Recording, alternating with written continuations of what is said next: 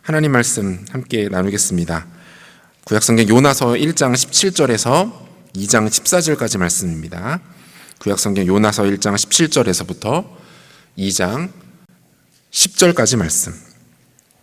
요나서 1장 17절에서 2장 10절까지 말씀. 한 절씩 교독하고 마지막 절은 함께 읽도록 하겠습니다. 여호와께서 이미 큰 물고기를 예비하사 요나를 삼키게 하셨으므로 요나가 밤낮 3일을 물고기 뱃속에 있으니라. 요나가 물고기 뱃속에서 그의 하나님 여호와께 기도하여 이르되 내가 받는 고난으로 말미암아 여호와께 불러 아뢰었더니 주께서 내게 대답하셨고 내가 수월의 뱃속에서 부르짖었더니 주께서 내 음성을 들으셨나이다. 주께서 나를 깊음 속 바다 가운데 던지셨으므로 큰 물이 나를 둘렀고 주의 바다와 큰 물결이 다 내 위에 넘쳤나이다. 내가 말하기를 내가 주의 목전에서 쫓겨났을지라도 다시 주의 성전을 바라보겠다 하였나이다. 물이 나를 영혼까지 둘러싸우며 깊음이 나를 에워싸고 바다풀이 내 머리를 감쌌나이다. 내가 산의 뿌리까지 내려갔사오며 땅이 그 빗장으로 나를 오래도록 막았사오나 나의 하나님 여호와여 주께서 내 생명을 구덩이에서 건지셨나이다.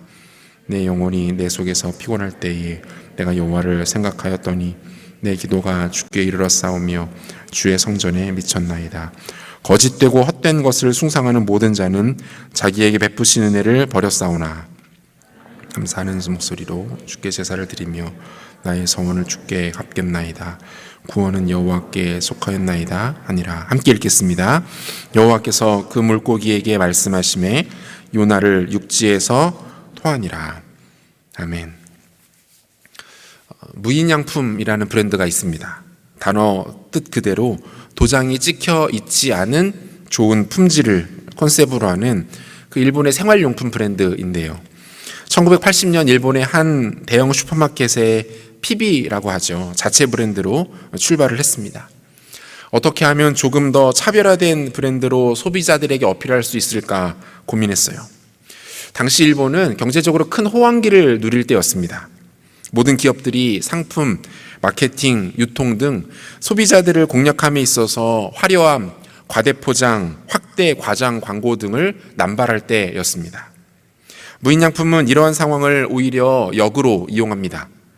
상표를 지우고 거품을 뺐습니다. 포장과 광고는 최소화했습니다.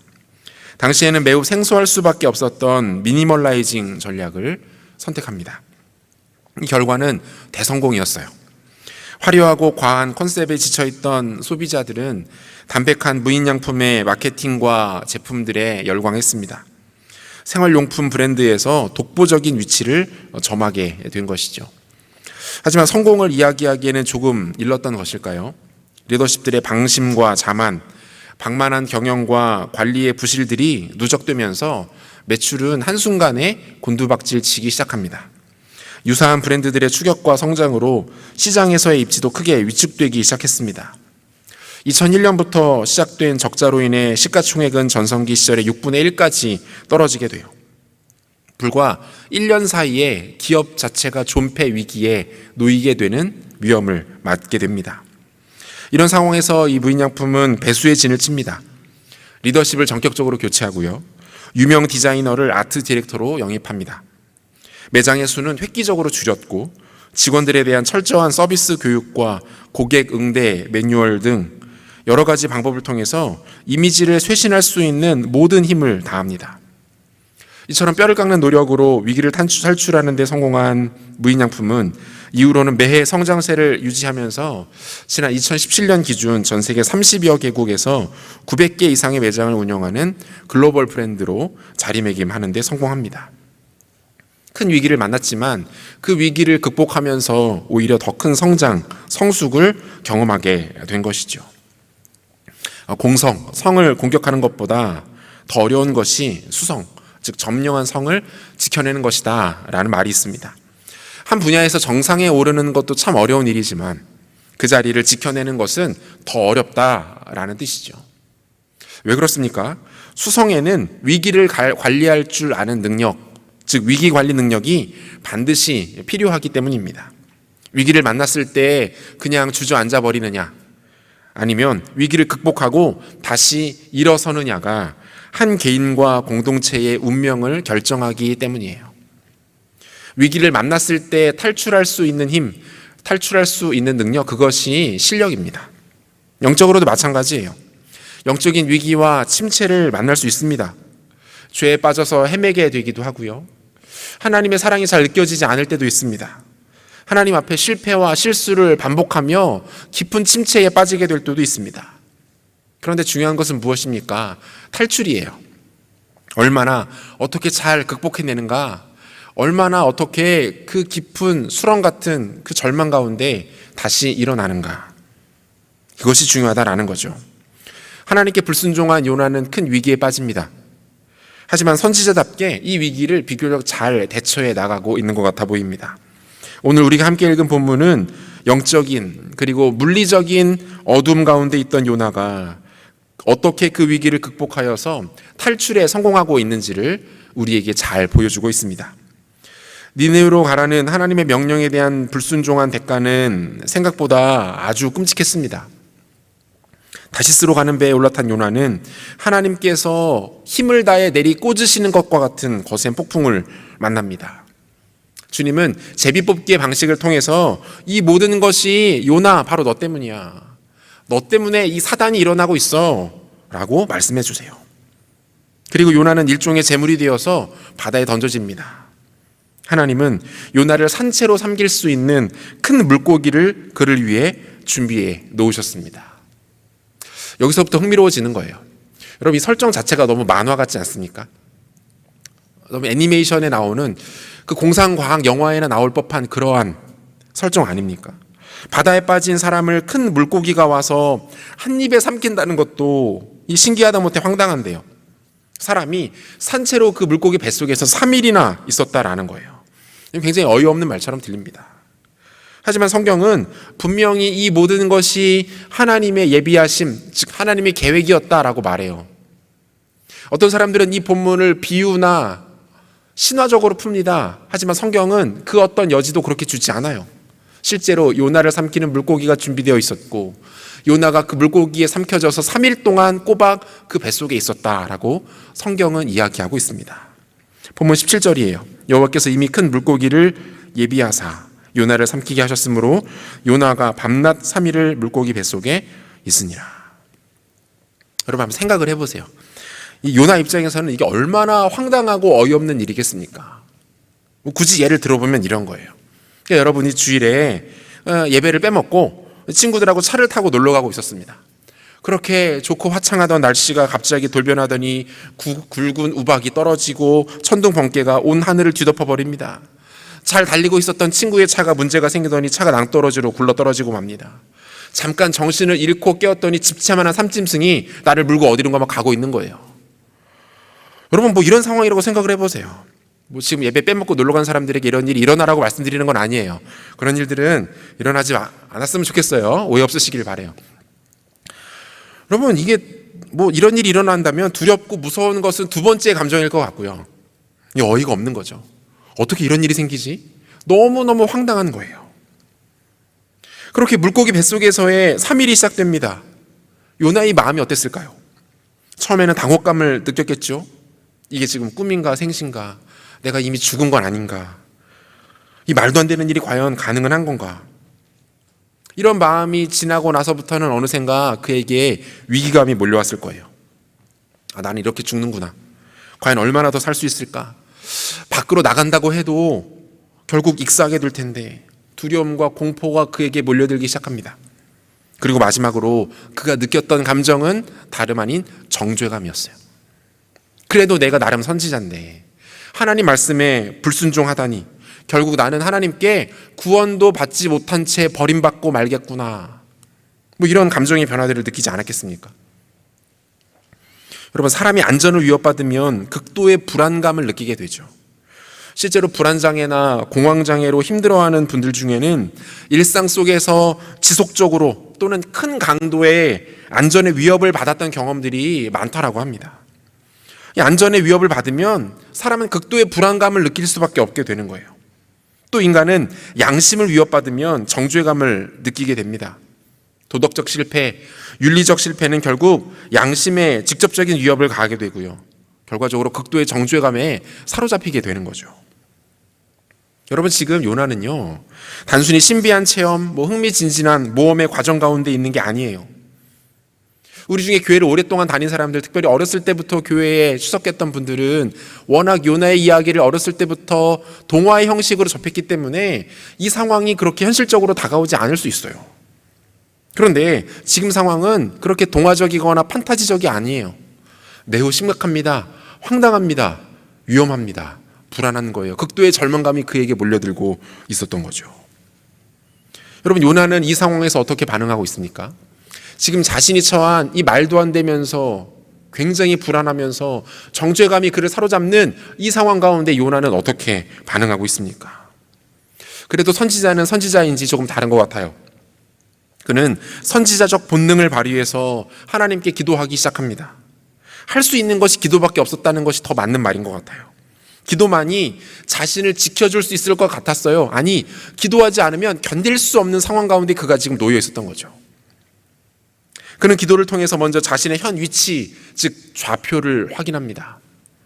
지금 나는 어디에 있고 어떤 상태이고 또 어디로 나아가야 하는지를 찾기 위해 그는 몸부림치면서 사력을 다해 하나님 앞에 기도하고 있는 거예요.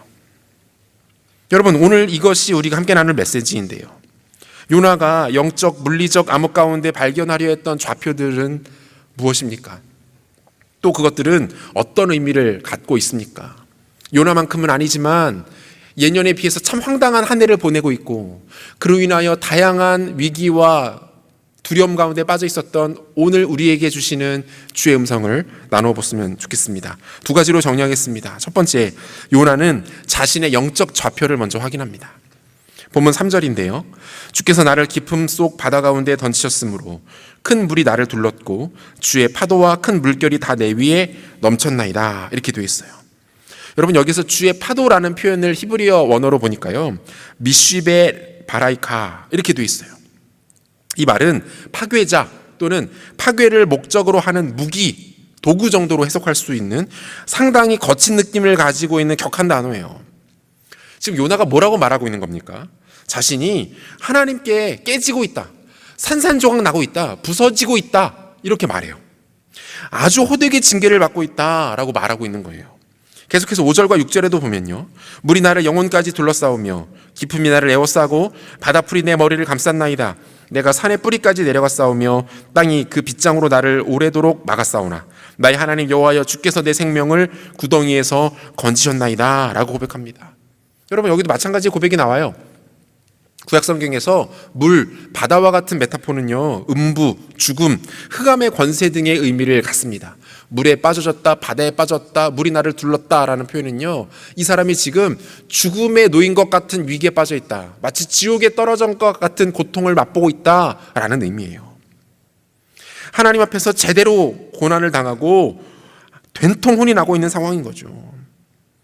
물고기 뱃속에 들어간 요나는 지금 자신이 처한 현실 상황 앞에서 아주 핵심적인 두 가지 상황을 깨닫습니다. 먼저 그는 하나님의 통치가 있다라는 것을 새삼 다시 한번 깨닫게 돼요. 아, 하나님의 통치가 진짜 있구나.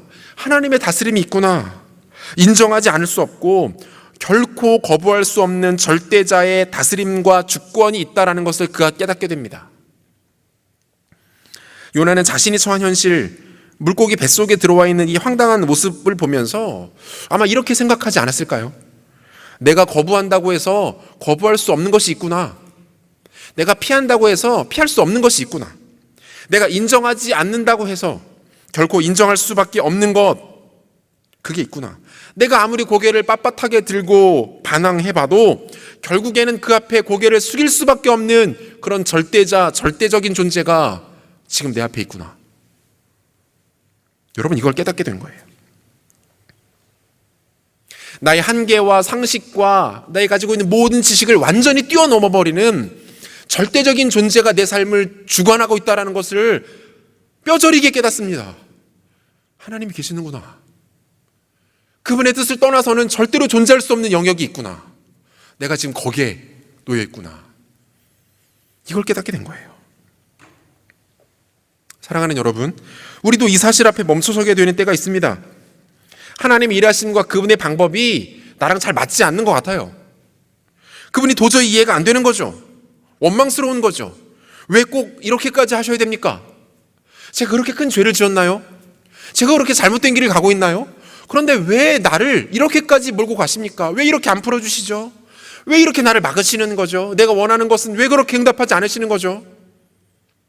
하나님을 향해서 이런 불만과 이런 원망의 마음을 가질 때가 있잖아요. 때로는 내 마음과 처지를 너무나도 몰라주시는 주님이 한없이 야속하게만 느껴지는 거예요. 그런데 여러분, 결국 인정해야만 할 것이 있다는 겁니다. 인정하지 않을 수 없는 것이 있다라는 거예요. 그게 뭡니까? 하나님의 통치, 그분의 다스림, 그분의 주권, 그분의 의지. 여러분, 이것은요, 내가 받아들이지 않는다고 해서, 인정하지 않는다고 해서 부인되거나 없어지는 것들이 아니에요. 무시되는 그런 성격의 것이 아니에요. 욥기를 보면요, 욥이 당한 고난에 대해서 욥과 그의 세 친구들이 그 결론이 나지 않는 몹시 쓸데없는 논쟁을 아주 지루하게 이어가기 시작합니다. 그리고 결국 욥기의 결론은 이렇게 내려지게 되는데요. 욥의 고백입니다. 욥기 42장 1절에서부터 3절까지의 말씀인데요. 같이 한번 읽어보면 좋겠어요. 같이 읽겠습니다. 욥이 여호와께 대답하여 이르되 주께서는 못하실 일이 없사오며 무슨 계획이든지 못 이루실 것이 없는 줄 아오니 무지한 말로 이치를 가리는 자가 누구니이까? 나는 깨닫지도 못할 일을 말하였고 스스로 알 수도 없고 헤아리기도 어려운 일을 말하였나이다. 여러분, 지금 이게 욥이 뭐라고 고백하고 있는 거예요? 말도 안 되는 고난을 겪어요. 그 고난 앞에 친구들이 위로해 준답시고 와가지고는 쓸데없는 이야기들을 꺼내기 시작합니다. 야, 너 캥기는 거 없냐? 네가 잘못했으니까 이렇게 당하는 거지. 하나님이 괜히 그러시겠어? 이렇게 서로가 자기들이 무슨 이야기를 하는지도 알지 못한 채 계속적으로 논쟁을 하다가 마지막에 욥이 이것을 깨달았다고 말하고 있는 거예요. 뭐라고 말합니까? 내가 아무것도 모르고 까불고 있었구나. 그래도 하나님은 하나님이시구나. 그분은 내가 상상할 수 없고 헤아릴 수 없는 분이구나. 결국 이 말하고 있는 거 아니에요? 하나님은 자신의 상상을 훌쩍 뛰어넘는 분이시고 나와는 수준 자체가 다르신 분이다. 영역 자체가 다른 분이다 라고 말하고 있는 거예요. 사랑하는 여러분, 우리가 거부할 수 없는 하나님의 방식이 있어요. 온 우주 만물과 그 안에 가득한 모든 피조세계가 오로지 그분의 것이기 때문에 여전히 하나님은 당신의 방식대로 방법대로 일하실 것입니다. 야속하게 들릴지 모르지만 하나님께서 당신의 방식대로 일하실 때에 굳이 우리의 동의나 우리에게 사전에 상의를 하실 이유는 없어요. 그분은 그러실 이유가 없어요. 그리고 그분은 그러셔도 돼요. 이걸 받아들이는 게 우리가 너무 힘든 거예요.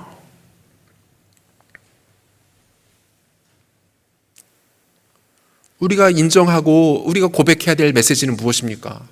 그분께 인정해야 되고 그분께 말씀드려야 되는 대답은 뭐예요? 그분을 인정하는 거죠. 주님, 당신이 옳으십니다. 주님, 당신이 이겼습니다. 솔직히 제 마음으로 동의는 잘 되지 않는데요. 그래도 당신이 맞습니다. 이 세상의 모든 것 그리고 내 삶의 주인은 오직 당신입니다. 여러분, 이 고백이 진짜 성도의 고백이에요. 진짜 하나님의 주권이 무엇인지 알고 있는 사람은 이 고백을 자신의 깊은 영혼의 끝으로부터 하게 됩니다. 당신이 옳습니다. 하나님, 나는 틀렸습니다. 당신이 내 삶의 온전한 주인이 되십니다. 이 사실을 고백할 수 있어야 하는 것이죠. 자신의 한계를 인정하고 내려놓을 줄 아는 것도 지혜입니다. 빠른 포기와 처음으로 돌아가는 것에도 용기와 현명함이 필요한 거예요. 최근에 저에게 고민이 하나 생겼는데요. 저희 5살짜리 막내딸이 이성의 눈을 떴어요. 그러니까 유치원에서 같은 반 형제 하나를 마음에 두고 있는 거예요. 진짜 좋아하는지 와가지고 계속 얘기합니다. 자기는 누가 좋대요? 이름 밝힙시다. 주찬이가 좋대요. 난 아빠, 나는 주찬이가 좋은데, 나는 주찬이를 좋아하는데. 근데 비극은 여기서부터 시작됩니다. 주찬이는 같은 반에 다른 자매를 사랑하고 있었어요. 처음 겪는 사랑인데 얼마나 비극적이에요. 얘가 이것 때문에 진짜 힘들어해요. 마음에 상심이 있는 거예요. 밤이 되면 더욱더 생각이 나는지 저한테 와서 막 걔 얘기를 합니다. 걔 나쁜 애라고. 걔는 그러면 안 되는 거라고. 나는 걔를 좋아하는데 걔는 누구를 좋아한다고 막 이렇게 막 얘기를 해요. 저에게 막 그런 막 이렇게 마음을 나눕니다. 그럼 제가 이 아이를 품에 안고 이렇게 건면해 줍니다. 주은아, 정신 차려라. 그리고 잊어라. 세상에는 너가 생각하는 것보다 좋은 형제가 너무 많다. 잊어라. 현타가 오도록 제가 돌직구를 날려줘요. 포기할 것은 포기할 줄 알아야 합니다. 이게 지혜예요. 제 딸이 이 사실을 좀 알았으면 좋겠어요. 포기할 것을 빨리 포기하는 지혜가 있었으면 좋겠어요. 여러분, 우리도 마찬가지입니다. 하나님 앞에서 빨리 내려놓을 줄 알아야 합니다. 그분이 우리의 생각과 한계와 모든 상식을 뛰어넘는 절대자이심을 여러분 깨닫고 고백해야 합니다. 그리고 그분이 여전히 내 삶을 다스리시는 분임을 고백하고 인정할 수 있어야 합니다. 그게 지혜라는 거예요. 여러분, 요나가 깨달은 또 다른 사실은 무엇입니까? 그는 자신의 실패와 무능력함을 깨닫습니다. 앞에서도 소개해드렸지만 지금 요나는 할 수 있는 일이 없었어요. 깊은 지하 감옥에 수감되어 있는 것과 다를 바가 없어요. 아니죠. 현실은 그것보다 훨씬 더 암울합니다. 그가 할 수 있는 일이라고는 물고기가 자신을 부디 안전한 곳에 내뱉어 주기만을 바라는 것뿐이었습니다. 요나는 이 시점에서 그 자신의 영적 좌표가 어디인지를 깨닫게 된 거예요. 그의 현재 그의 영적 좌표는 무엇입니까? X축, 거부할 수 없는 하나님의 통치. Y축, 자신의 실패와 무능력함. 그는 이 좌표에 자신의 위치를 정확하게 찍어냅니다. 그리고 자신의 상황이 거기 있다는 걸 발견해요. 거부할 수 없는 하나님의 통치와 자신의 실패와 무능함. 여러분, 이 좌표와 공식은요, 복음을 깨닫게 되는 인간의 반응에도 동일하게 나타나는 반응이기도 합니다.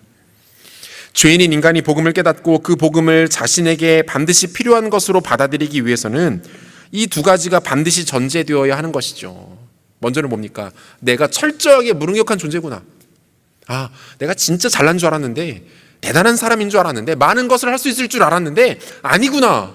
나는 진짜로 실패할 수밖에 없고 무능할 수밖에 없고 할 수 있는 것이 아무것도 없는 그런 존재밖에 되지 않는구나. 여러분, 이걸 깨닫는 것이고요. 또 하나, 그런 내가 전능하신 하나님의 통치를 거부할 길이 없다라는 사실을 깨닫는 것이죠. 누구든지 이러한 자신의 좌표를 확인하면 그때 비로소 그 사람의 눈앞에 복음이 보이기 시작합니다. 그때 비로소 그 사람의 눈앞에 십자가에 달리신 예수가 보이기 시작하고요, 나를 위해 피 흘리신 그리스도의 보혈이 그 시간부터 내 인생 가운데 한 방울 두 방울 떨어지기 시작하는 거예요. 누가복음 23장에 보면 예수님께서 십자가에 달리실 때 예수님 양쪽에 두 강도가 함께 달립니다. 우리가 잘 아는 것처럼 그중 한 사람은 예수를 조롱하고 비방합니다. 하지만 또 다른 사람은 얼마 남지 않은 자신의 마지막 순간에 예수 그리스도가 하나님이신 것을 깨닫고 그분을 모셔드립니다. 그분을 만나게 돼요. 자신의 실패와 저주가 가득한 헛된 삶을 정직하게 고백하고 내가 인정하고 따를 수밖에 없는 분이 바로 옆에 계신 예수 그리스도라는 것을 그는 그 순간에 깨닫게 되는 것이죠.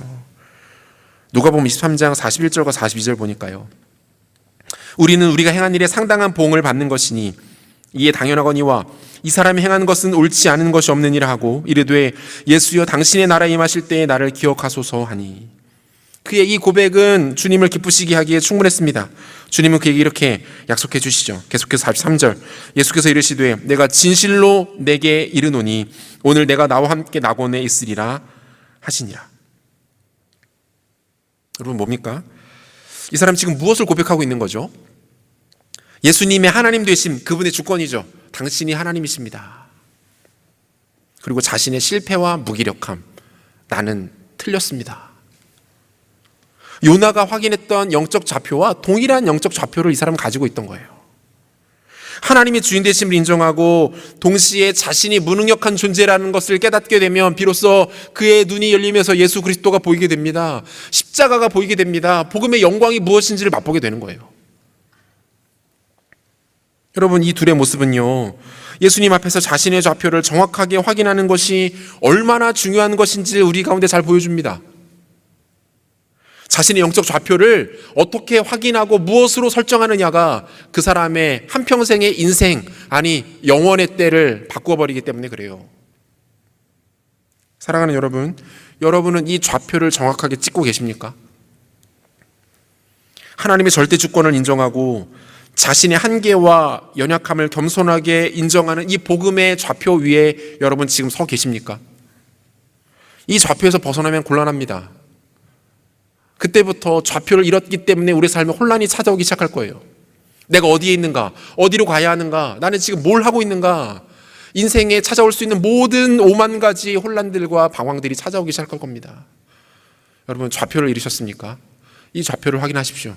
하나님이 누구신지를 기억하시고 고백하십시오. 내가 어떤 존재인지를 그분 앞에 정확하게 확인하십시오. 이 좌표가 오늘 깊은 영적, 물리적 흑암 가운데 있는 우리 가운데 필요한 거예요. 요나가 물고기 뱃속에서 발견한 좌표 두 번째는요, 하나님께서 자신에게 주셨던 그 사명의 좌표를 그는 다시 한번 발견합니다. 본문 4절인데요. 내가 말하기를 내가 주의 목전에서 쫓겨났을지라도 다시 주의 성전을 바라보겠다 하였나이다. 8절과 9절도 보겠습니다. 거짓되고 헛된 것을 숭상하는 모든 자는 자기에게 베푸신 은혜를 버려 싸우나 나는 감사하는 목소리로 주께 제사를 드리며 나의 서원을 주께 갚겠나이다. 구원은 여호와께 속하였나이다 하니라. 요나는 자신의 좌표를 정확하게 확인한 이후에 또다시 이제는 자기가 감당해야 할 사명이 무엇인지를 찾기 시작합니다. 거기에 집중해요. 요나가 자신의 사명을 인식하는 단계가 두 가지 과정으로 나타나고 있는데요. 첫 번째는 깨어진 주님과의 관계를 회복하는 것에서부터 그는 실마리를 풀어갑니다. 뭐라고 말합니까? 내가 주의 목전에서 비록 쫓겨난 처지이지만 물고기 뱃속에 갇힌 자신의 모습을 고백하는 거죠. 그럼에도 불구하고, 여기서부터가 중요하죠. 그럼에도 불구하고 다시 주의 성전을 바라보겠습니다. 또다시 주님 계신 곳으로 나갑니다. 또다시 주의 임재가 있는 곳으로 제가 나가겠습니다. 이렇게 말합니다. 여러분, 이것은요, 하나님께서 모든 성도들에게 허락하신 소극적 차원의 사명입니다. 주님께로 나아가는 주님을 예배하는 자로 존재하는 것이죠. 주님과 친밀한 관계를 누리면서, 가까운 관계를 누리면서 다만 그분의 백성으로 존재하는 것, 여러분, 이것이 모든 성도들에게 주시는 우리 주님의 가장 기본적이고 첫 번째 사명이에요. 그 위치에 가서 서는 거예요. 하나님 앞에 서서 그분과의 친밀한 관계를 누리고 회복하는 것, 여기서부터 시작이 되는 거예요. 우리 생각보다 주님은 이 사명을 굉장히 중요하게 여기십니다. 요한복음 15장 4절과 5절 보실까요? 요한복음 15장 4절과 5절 같이 한 목소리로 읽겠습니다. 내 안에 거하라. 나도 너희 안에 거하리라. 가지가 포도나무에 붙어있지 아니하면 스스로 열매를 맺을 수 없음같이 너희도 내 안에 있지 아니하면 그러하리라. 나는 포도나무요 너희는 가지라. 그가 내 안에 내가 그 안에 거하면 사람이 열매를 많이 맺나니 나를 떠나서는 너희가 아무것도 할 수 없음이라. 아멘. 여러분, 뭐라고 말씀하십니까? 그 예수님의 논리는 아주 명쾌해요. 선명합니다. 어렵지 않죠. 주님의 정체성과 우리의 정체성에 대해서 아주 분명하게 말씀하십니다. 너희는 가지다. 너희 가지야. 나무인 척 하지 마. 이 말씀하시는 거예요. 뿌리인 척도 하지 말아라. 너는 그냥 가지일 뿐이다. 가지에서 열매가 나는 것은 분명하지만 그 열매가 가지 때문에 생기는 것은 아니다. 여러분, 이 말씀하시는 거예요. 그러면서 결론을 어떻게 내리십니까? 나에게 붙어 있으라. 그저 나에게 붙어 있기만 하라. 그러면 열매가 맺힌다. 결국 이 말씀하고 있는 거 아닙니까? 튼튼하게만 연결되어 있어라. 거창하게 대단하게 많은 것 하려고 하지 말고 무언가를 해내야 된다라는 부담감 갖지 말고 그냥 붙어 있기만 해라. 너는 가지니까. 그러면 열매가 맺힐 것이다. 라고 말씀하고 있는 거예요. 주님과의 이 관계가 우리의 인생의 열매, 우리 삶의 결론을 결정한다라는 겁니다. 크고 거창한 일을 꿈꾸고 준비하고 바라보는 것은 귀한 일입니다. 여러분, 멋있고 아름다운 일이에요. 청년 시절의 특권이고 영광입니다. 주님의 나라를 위해서 여러분 많은 것들을 꿈꾸십시오. 기획하십시오. 도전하시고 시도하십시오. 기도하고 바라보세요. 대신에 가장 먼저 챙길 것이 있습니다. 뭡니까? 여러분들의 삶을 통해 맺히게 될 기대하고 있는 그 열매의 핵심은 연결, 붙어있는 것에서부터 시작된다라는 거. 아니, 이게 전부라는 거예요. 관계를 회복하는 겁니다. 예수님과 나의 그 1대1의 깊은 관계가 온전하게 되는 것, 여기서부터 모든 것들이 풀리기 시작한다라고 말씀하고 있는 거예요. 포도나무이신 예수님의 신실한 가지 되는 것이 그게 진짜입니다. 그게 먼저예요. 그게 우리를 향한 가장 첫 번째 부르심, 근원적 부르심이라는 거예요. 요나가 발견한 사명 두 번째는요, 다시 주의 말씀 앞에 순종함으로 반응하는 것이었습니다. 본문 8절과 9절 말씀을 우리 다시 한번 보실까요? 8절과 9절 같이 한 목소리로 읽겠습니다. 거짓되고 헛된 것을 숭상하는 모든 자는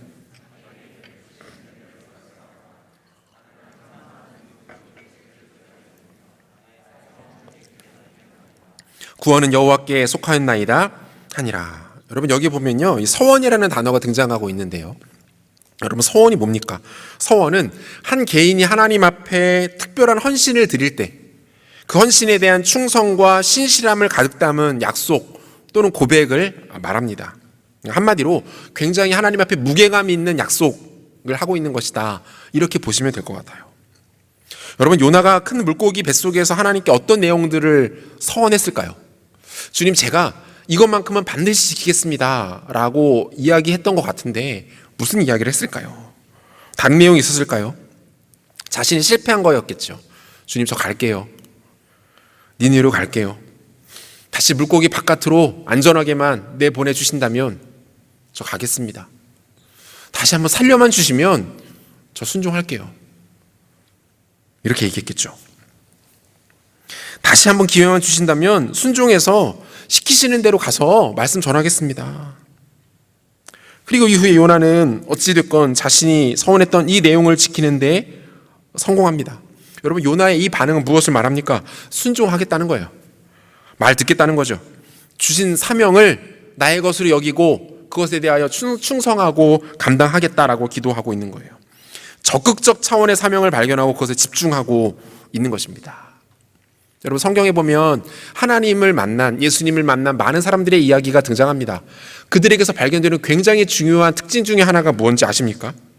그들이 하나님을 만난 이후에 자신의 사명을 발견하게 된다는 거예요.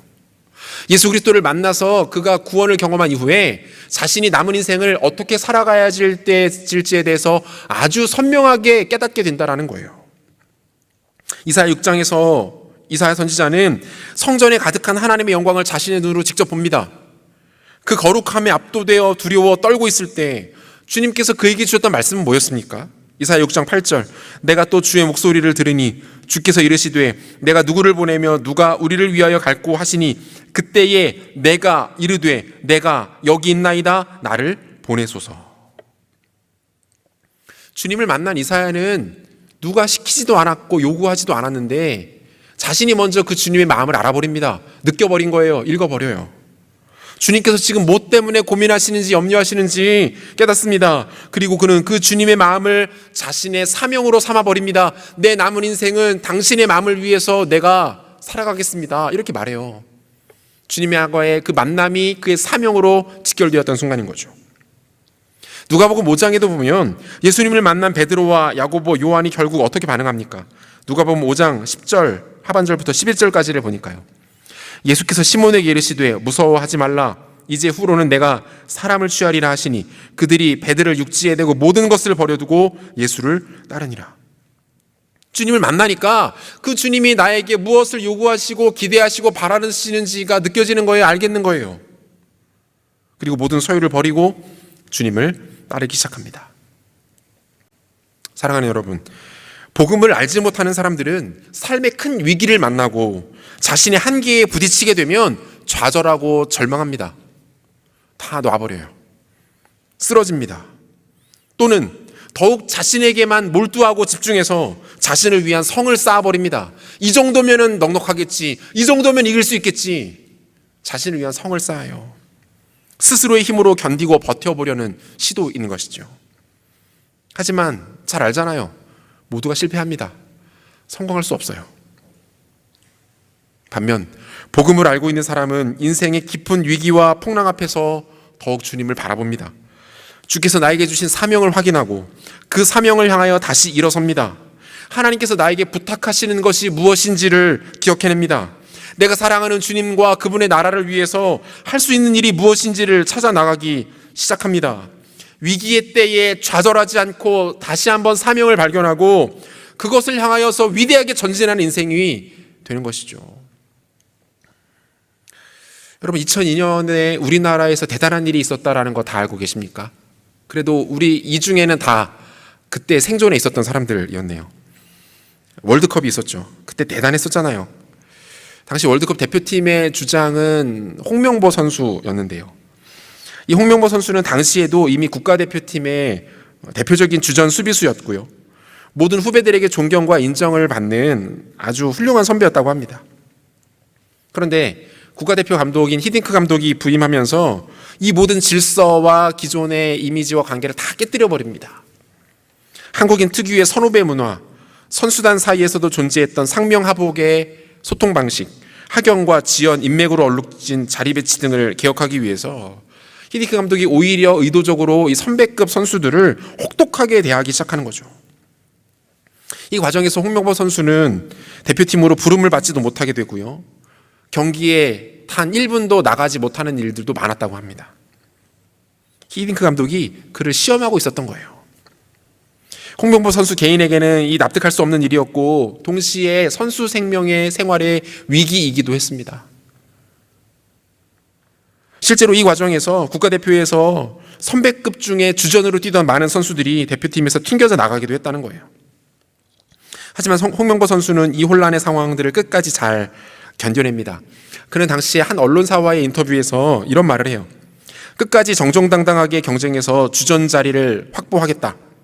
그렇지 않더라도 팀에 꼭 도움이 되도록 하겠다. 그것이면 나는 만족한다.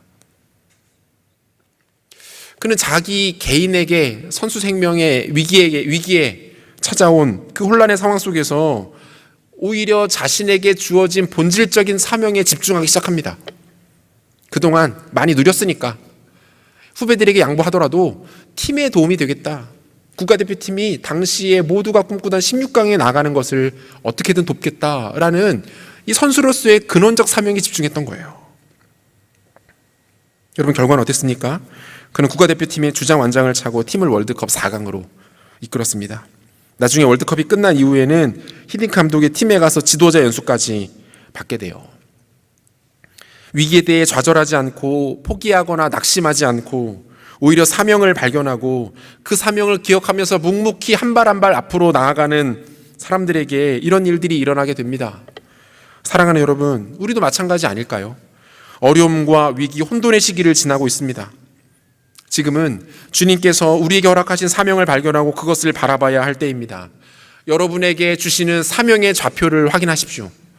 지금 내가 있는 위치에서 나는 어디로 나아가야 하는지, 내 인생의 그래프가 어디로 이어져 그려져야 하는지를 집중하시고 그것들을 바라보십시오. 위기와 혼란이 우리를 뒤덮고 있으나 깊은 암흑 가운데 빠져 있는 것 같으나 그 좌표를 바라보며 그것을 향하는 자들에게 하나님께서 그들 가운데 은혜를 주시고 그들 가운데 능력을 더하신다라는 것입니다. 말씀 맺겠습니다. 여러분, 지도를 만드는 이유는 불안감을 줄이기 위해서다라는 말이 있습니다. 일리가 있는 말인 것 같아요. 예전부터 인류가 지도를 만들고 점점 더 그것을 정교하고 정확하게 만드는 이유가, 그것에 깔려져 있는 심리학적, 인문학적 이유가 불안감 극복 때문이라는 거예요. 여러분, 그렇잖아요. 사실 굳이 지도가 없어도 내가 어디에 있는지 정확하게 알지 못해도 우리의 삶은 크게 달라지는 것이 없습니다. 살아가는데 특별히 대단한 불편함을 느끼지는 않을 거예요. 우리가 지구 밖으로 튕겨져 나가거나 갑자기 지구가 우리를 삼키는 일들도 일어나지 않아요. 그런데 지도를 제작하고 그것을 세밀하게 나눠서 정확한 좌표를 찍고 내가 있는 위치를 확인하는 이유는 불안감을 줄이기 위해서다라는 거예요. 나의 위치를 알고 내 주변에 무엇이 있는지를 알면 그 사람은 조금 더 편안하게 자신의 삶을, 자신의 생활 반경과 주변을 정의하고 정리할 수 있다라는 것이죠. 여러분, 우리의 영혼도 마찬가지인 것 같습니다. 우리 영혼이 지금 어디에 어떻게 놓여 있는지, 내 영혼이 어디로부터 왔고 누구의 통치와 다스림 가운데 살아가고 있고 나는 앞으로 어떻게 될 것인지를 알고 있으면 상당한 많은 불안감들이 사라지게 되는 거예요. 그렇게 허락되어진 내 인생이 앞으로 어디를 향해 어떻게 나가야 하는지를 바라보게 되고 그것들을 쫓아나가기 시작하면 인생 가운데 상당히 많은 불안 요소들이 사라지기 시작하게 되는 거예요. 그런 의미에서 코로나 팬데믹 시대를 살아가는 우리는 좌표를 상실한 시대를 살고 있습니다. 지금 내가 어디에 서 있는지를 알지 못하는 거예요. 어디를 향해 나아가야 될지를 알지 못하는 거예요. 그래서 불안해합니다. 염려합니다. 근심에 빠집니다. 두려움에 떱니다. 그러한 공포와 두려움에 떠는 사람들이 우리 주변에 너무나도 많이 있어요. 여러분, 좌표를 확인하십시오. 여러분들이 하나님의 주권과 은혜 가운데 어디에 있는지를 확인하시고, 그 좌표를 확인하신 이후에 그 다음 좌표가 어디를 향해 지켜야 하는지 그 사명의 좌표를 확인하십시오. 그리고 여전히 그 좌표를 몰라 두려워하며 불안해하며 방황해하는 사람들에게 너는 지금 여기에 있어. 너의 인생이 여기에서 이렇게 이어질 거야. 하나님이 너에게 이런 은혜를 허락하실 거야 라고 설명해 주십시오. 12월 20일 새벽 축제를 통해서 여러분들의 삶 가운데 우리 주변에 여전히 방황하며 두려워하는 우리 주변 사람들 가운데 좌표가 찍히는 은혜가 있게 되기를 소원합니다. 좌표를 확인하시고 좌표를 향하여 우리의 인생을 담대하게 전진시키시는 여러분들 되시기를 우리 주 예수 그리스도 이름으로 축원합니다. 다 자리에서 일어나겠습니다.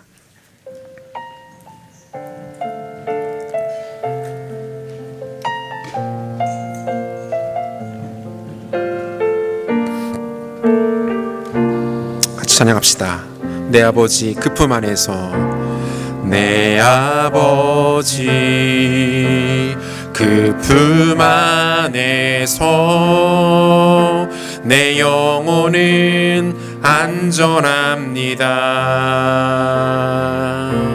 주 손길로 내 삶을 안으시니 그 평강이 나를 덮습니다. 우리 다시 한번 고백할까요? 내 아버지, 내 아버지 그 품 안에서, 여러분 고백하세요. 내 영혼은 안전합니다. 내 영혼은 안전합니다. 주 손길로 내 삶을 안으시니 그 평강이 나를 덮습니다. 나 비록 넘어지며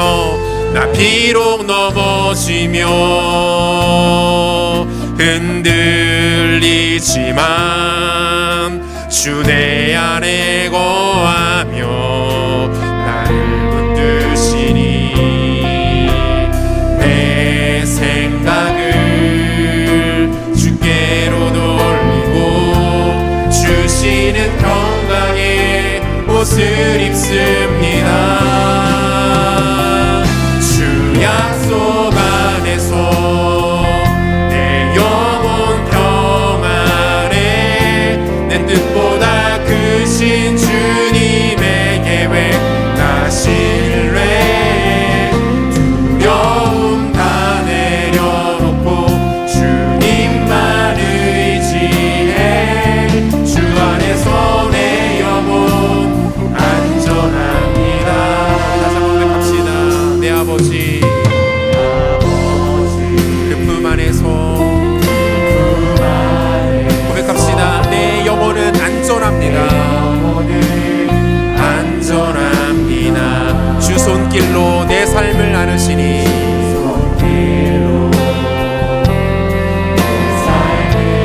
그 평강이 나를 덮습니다.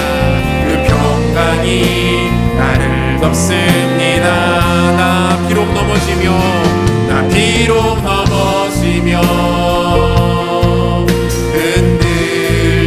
흔들리지만 주 내 안에 거하며 나를 붙들 내 생각을 주님께로 돌리고 주께로도 주님이 주시는 평강의 옷을 입습니다. 옷을 입습니다. 주 약속 안에서 내 영혼 평안에 내 뜻보다 크신 주님의 계획 다 신뢰 두려움 다 내려놓고 주님만 의지해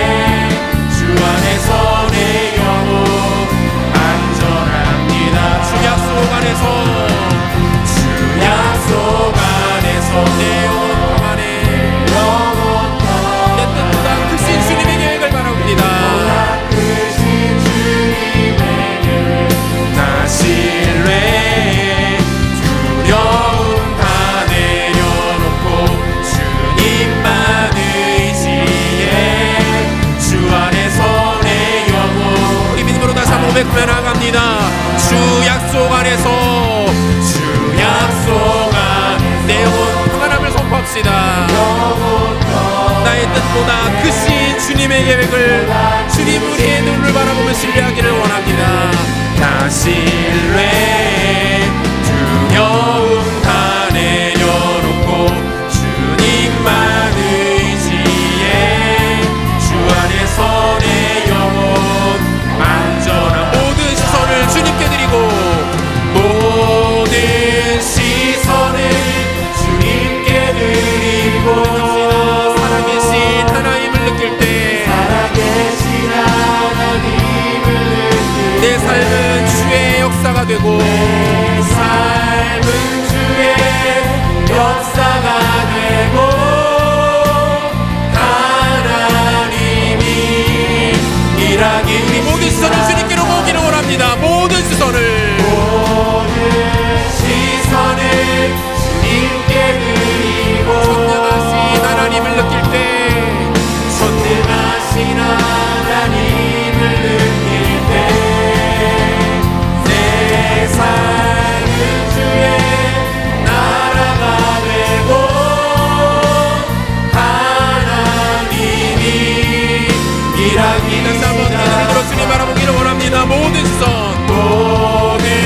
시선을 주님께 드리고, 전능하신 하나님을 느낄 때, 전능하신 하나님을 느낄 때 선포합시다. 세상은 주의 나라가 되고, 세상은 주의 나라가 되고,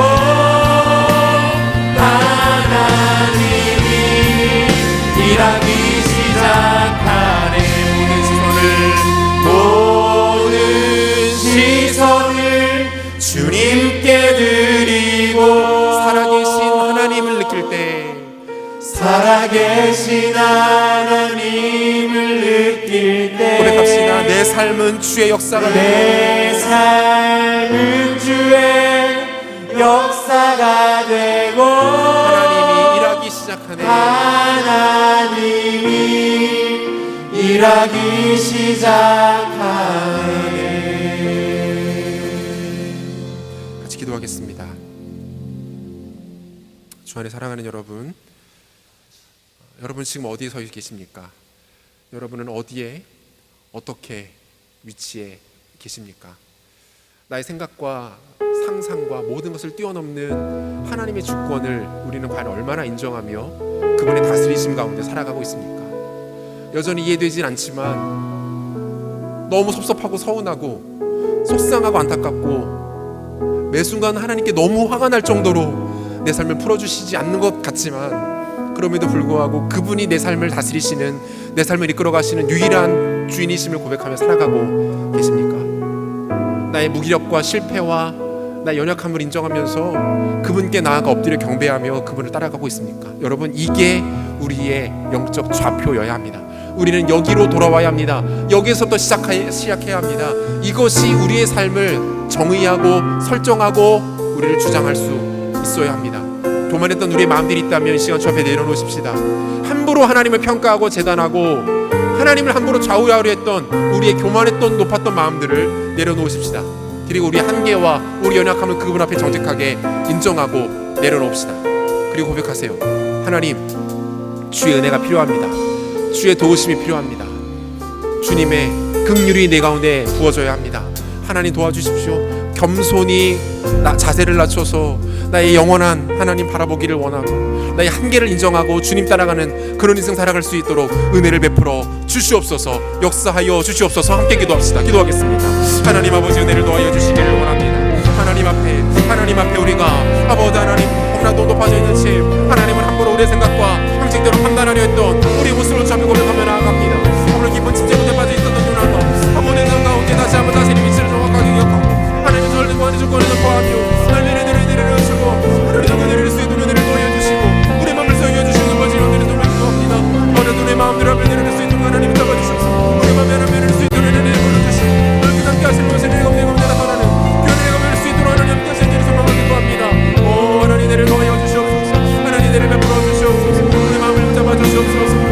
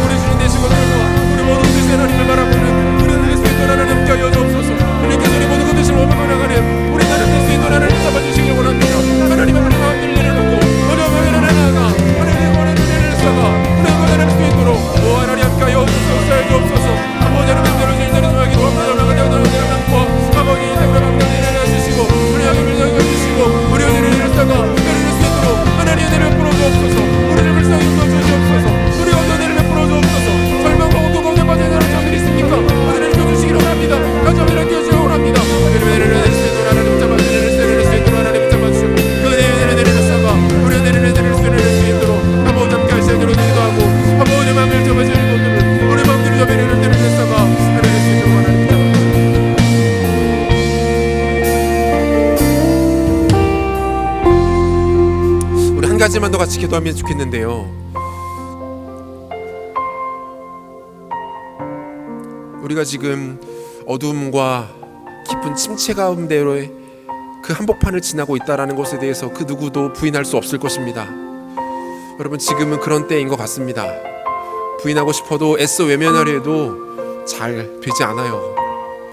모두가 힘든 때를 살아가면서 어디로 가야 할지, 무엇을 해야 할지, 어떻게 우리의 다음 스텝을, 인생을 정해야 할지 모르는 혼돈의 때를 우리는 살아갑니다. 코로나가 잠시 잡히는 것처럼, 그래서 일상이 회복될 것에 대한 소망을 잠시 주는 것 같다가도 며칠 사이에 금방 상황이 안 좋아지고 문이 닫히고 다시 한번 환경이 어려워지는 것들을 바라보면서 우리가 얼마나 연약한 존재인지, 그분의 일하심이 여전히 우리에게는 얼마나 크고 얼마나 감당할 수 없는 것인지를 확인하게 됩니다. 하지만 여러분, 포기하지 마시기 바랍니다.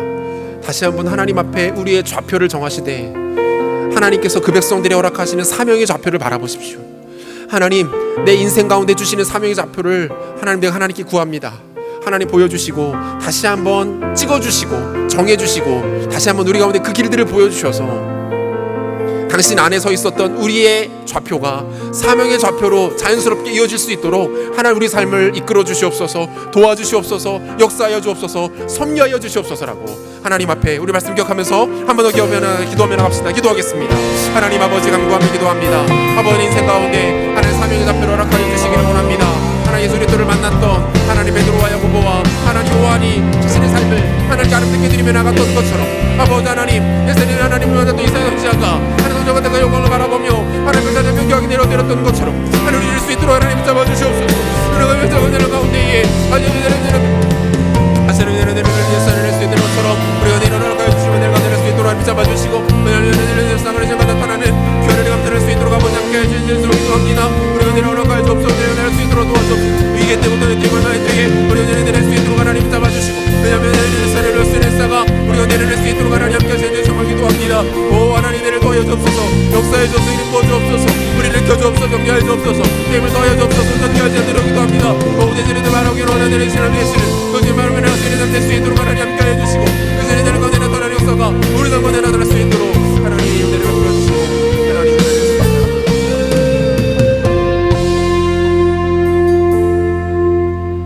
여전히 우리의 주인 되시고 왕이 되시는 하나님, 우리가 다 깨닫지 못하더라도, 우리가 다 받아들이지 못하더라도, 다 보지 못하더라도 여전히 우리 위에서 우리를 위하여 일하고 계시는 주님의 신실하심을 인하여 주를 찬양합니다.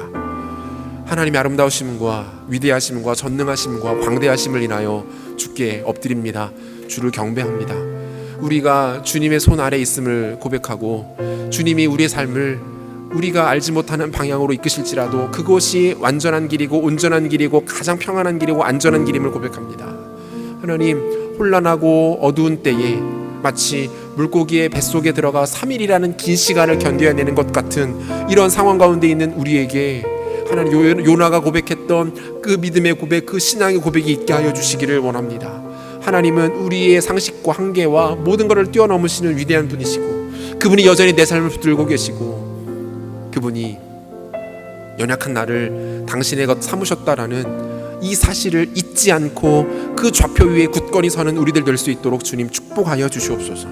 그것으로 멈추는 것이 아니라 그 좌표에 선 채 우리에게 주시는 또 다른 사명들, 우리 인생과 삶 가운데 하나님 갖고 계신 계획과 뜻과 선한 의지들을 우리에게 허락하시고 보여주셔서 부족하지만, 여전히 혼란스럽지만, 여전히 안개 속을 걷는 것과 같지만 우리 가운데 주시는 사명의 좌표를 바라보며 그것을 향하여 묵묵히 전진해 나가는 사랑하는 우리 청년들 될 수 있도록 주님 축복하여 주시옵소서. 좌표를 상실한 시대 가운데 좌표를 상실한 채 어디로 가야 할지, 어떻게 서 있어야 할지 모르는 수많은 사람들이 우리 주변에 있는 것들을 보게 됩니다. 하나님, 우리의 눈을 열어 우리의 눈을 들어 그들 보게 하시고 그들을 우리의 가슴으로 영혼으로 품게 하여 주시옵소서. 그들에게도 우리가 알고 있고 우리가 다시 한번 이 시간 붙드는 그 복음의 좌표를 소개할 수 있는 은혜를, 용기를, 다짐을 우리 가운데 허락하여 주시기를 간절히 소망합니다. 공동체를 축복하시고 이 공동체가 영적인 좌표를 견고하게 찍고 좌표를 상실한 시대 가운데 기준을 제시하고 생명을 제시하고 소망을 제시하는 복음의 공동체 될 수 있도록 주님 마음껏 축복하여 주시옵소서. 그렇게 하실 줄을 기대하며 존귀하신 예수 그리스도 이름으로 기도합니다. 아멘. 이 시간에 잠시 자리에 앉아주시면 감사하겠습니다. 이 시간에는 아까 앞서서 말씀드렸던 것처럼 12월 20일 새생명축제 허그 2020에 여러분들이 함께할 그 VIP들을 작정하는 시간을 잠시 갖도록 하겠습니다. 혹시 지금 화면이 준비가 돼 있나요? QR코드를 한번 띄워주시고 여러분 지금 나눠 주시면 좋겠는데요. 아마 뒤쪽에서부터 QR코드가 적혀있는 용지를 나눠드릴 겁니다. 2층에도 지금 나눠드리면 좋을 것 같고요. 스마트폰을 꺼내셔서 QR코드를 찍으시고 이 화면을 직접 찍으셔도 좋을 것 같고요. 저는 찍지 마세요. 부담스럽습니다. 저는 찍지 않으셔도 되고 QR코드를 찍으시고 이 시간에 잠시 VIP들을 작정하는 시간을 갖도록 하겠습니다. BGM을 좀 깔아주시면 아주 좋을 것 같고요. 새생명축제는 영혼을 품는 시간입니다. 영혼을 품는 시간이고요. 우리가 복음을 너무 소개하고 싶고 전하고 싶지만 사실 우리가 직접 누군가에게 전도를 하는 것은 쉬운 일은 아닌 것 같습니다. 특별히 그것이 가족일 경우에는 더 그렇고요. 가까운 사람들일수록 복음을 전하는 것이 참 쉽지 않고 부담스러운 일임을 참 많이 느끼는데요. 그래서 그 어려운 것 저희가 공동체가 함께하고 대신합니다. 특별히 이번 새생명축제 2020은 코로나 팬데믹 상황 가운데 진행되는 것이기 때문에 이 자리에 모시고 오지 않아도 됩니다. 아마 이것이 전체적인 행사의 컨셉이기 때문에 계속 이 말씀을 드릴 거예요. VIP가 있는 곳으로 그날만큼은 여러분들이 가셔서 같이 스마트폰도 좋고 태블릿도 좋고 노트북도 좋고요. 같이 펴서 이어폰을 나눠 끼우시고 같이 이 예배에 동참해 주시면 그것으로 충분합니다. 그런데 그 전에 한 달 정도 남았잖아요. 한 달 정도 남은 시점에서 우리가 영혼을 품고 기도하기를 원합니다. 영혼 구원하는 것은 하나님께서 하시는 일이에요. 우리가 그들을 이곳으로 모시고 올 수 있습니다. 또 같이 어딘가에서 영상으로 온라인으로 예배에 참석할 수 있어요. 그럼에도 불구하고 그 영혼을 변화시키고 그 영혼을 소유하시는 분은 우리 주님이십니다. 그러니까 여러분 주변에 정말 복음을 들었으면 좋겠는, 복음을 꼭 소개해주고 싶은 분들이 있으면 최소한 한 분 이상 작정해 주시고 저에게 알려주시면 저희가 함께 기도하도록 하겠습니다. 그리고 아까 제가 말을 못 드린 게 한 가지 있었는데요. 오늘 예배가 끝난 직후에 곧바로 퇴장하지 마시고요. 예배가 끝난 직후에 우리 내년도 선출되게 될 1, 2부 행정국장 후보자들의 소견 발표 동영상이 뒤에 화면으로 나가게 될 겁니다. 어떤 마음을 가지고 그 자리에 또 헌신하기로 결단했는지를 또 함께 들어보고 함께 그들의 이야기를 들어보는 시간이 되었으면 좋겠습니다. 축도 이후에 바로 송출이 되니까요. 곧바로 나가지 마시고 행정국장들의 소견을 한번 들어보시고 집에 돌아가셔도 좋을 것 같습니다. 막 5분씩 이렇게 하지 않으셔도 돼요. 지금 굉장히 오랫동안 열심히 하시는 분들이 계시는데 한 분 정도만 해주시면 될 것 같습니다. 시간을 1분 정도 더 드리고 나서 제가 기도하고 다음 순서로 계속 이어가도록 하겠습니다.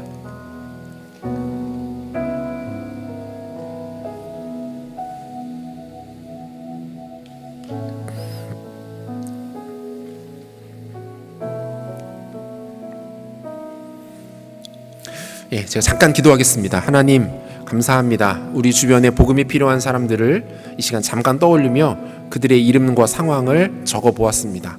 하나님 기억해 주십시오. 주님의 손에 마음에 품에 새겨 주옵소서. 그들이 이번 새생명축제 2020 허그 2020을 통해서 주님 만나기 원하고 복음 듣기를 원합니다. 하나님 허락해 주십시오. 일하여 주십시오. 역사하여 주십시오. 우리 주변에 복음이 꼭 필요한 사람들이 복음을 갖게 되고 생명을 얻는 일들이 올겨울 우리 가운데 일어나도록 은혜 베풀어 주옵소서. 위하여 기도하겠습니다. 하나님 은혜 더하여 주옵소서. 감사드리며 존귀하신 예수 그리스도 이름으로 기도합니다. 아멘. 우리 다 같이 자리에서 일어나서 봉헌하겠습니다. 우리는 주님의 움직이는 교회입니다.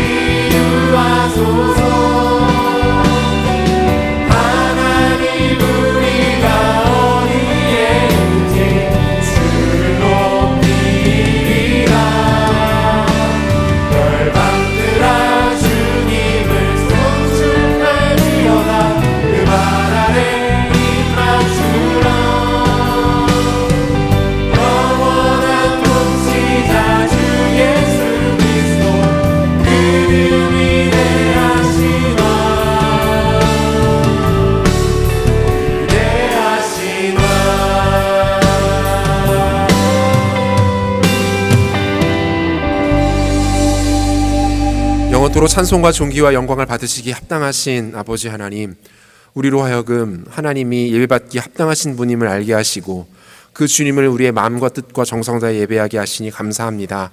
우리 인생과 우리 삶의 모든 것이 주의 손에 속해 있기에 주님 우리를 어디로 인도하시든 안전과 평안으로 인도하실 것이기에 주님을 더욱 신뢰하며 주님을 사랑한다 고백합니다. 우리의 마음과 중심을 받으시고 기뻐하시고 영광 거두어 주시고 우리 삶과 인생 가운데 한량없는 주의 은혜와 능력을 쏟아부어 주시옵소서. 예배자리로 나올 때에 정성스럽게 예물 드린 주의 손길들을 기억하여 주옵소서. 사랑하는 청년들의 인생을 축복하시고 앞길을 열어주시고 형통의 복으로 인도하여 주시되 건강의 복을 더하여 주시고 물질의 복도 쏟아부어 주시고 좋은 기회들 많이 만나게 하시고 좋은 사람들이 주변에 넘쳐나서 하나님의 복을 마음껏 누리는 복된 인생 될 수 있도록 축복하여 주시옵소서. 우리 주님 정하신 믿음의 복된 배우자들도 만나게 하시고 아름다운 가정 이루어 하나님께 영광 돌리는 아름다운 인생들 될 수 있도록 하나님 축복하여 주시옵소서. 이 예물들이 쓰이는 곳마다 잃어버린 영혼 주께 돌아오며 하나님의 교회가 세워지며 선교지에 복음이 아름답게 편만하게 증거되는 선한 역사를 나타날 수 있도록 은혜를 더하여 주시옵소서.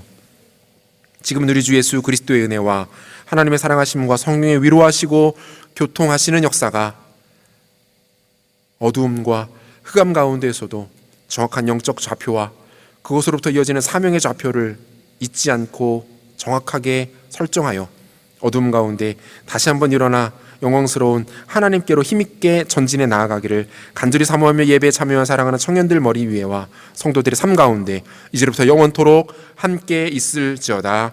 아멘.